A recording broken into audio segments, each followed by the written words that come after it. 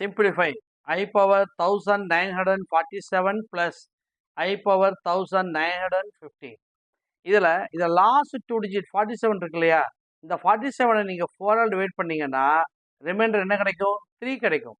அப்போ 1947 நீங்கள் 4 டிவைட் பண்ணால் ரிமைண்டர் 3. ஸோ இது I power 3. அதே மாதிரி இதுலேயும் பாருங்கள் 1950 இருக்கு இல்லையா, அதில் லாஸ்ட் 2 டிஜிட் 50.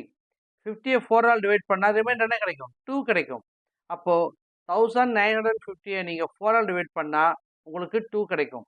ஏன் 4 டிவைட் பண்ணுறோம்? Because I power 4 is 1. I power 4 is 1. அதனால் ஐயுடைய பவர் 4 விட அதிகமாக இருந்தால் நீங்கள் 4 டிவைட் பண்ணி தான் நீங்கள் ரிமைண்டர் போடணும்.